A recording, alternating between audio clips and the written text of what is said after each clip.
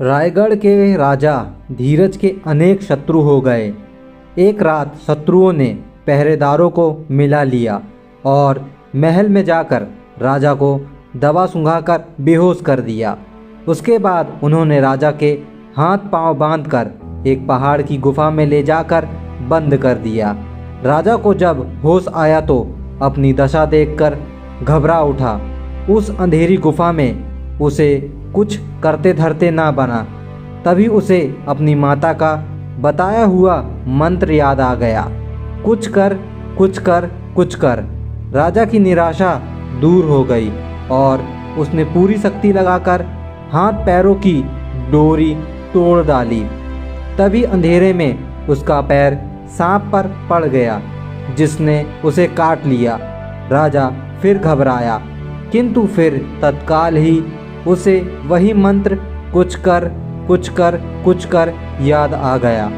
उसने तत्काल कमर से कटार निकालकर सांप के काटे हुए स्थान को चीर दिया। खून की धार बह उठने से वह फिर घबरा उठा, लेकिन फिर उसे याद आया, कुछ कर कुछ कर कुछ कर के मंत्र से प्रेरणा पाकर अपना उत्तरीय फाड़कर घाव पर पट्टी बांध दी, जिससे रक्त बहना बंद हो गया। इतनी बाधाएं पार हो जाने के बाद उसे उस अंधेरी गुफा से निकलने की चिंता होने लगी।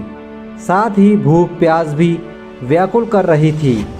उसने अंधेरे से निकलने का कोई उपाय ना देखा तो पुनः निराश होकर सोचने लगा कि अब तो यहीं पर बंद रहकर भूख प्यास से तड़प तड़प कर मरना होगा।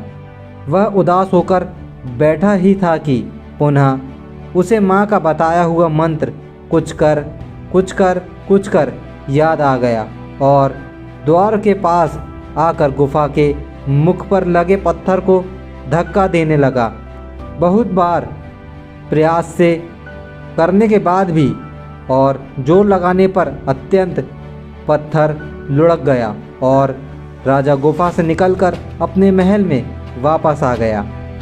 दोस्तों, हमें इस कहानी से ये सीख मिलती है कि हमें कभी भी परिस्थितियों में हार नहीं मानना चाहिए, बल्कि हमें पुनः हमेशा प्रयास करते रहना चाहिए, जिससे कि सफलता हमें अवश्य ही मिलेगी।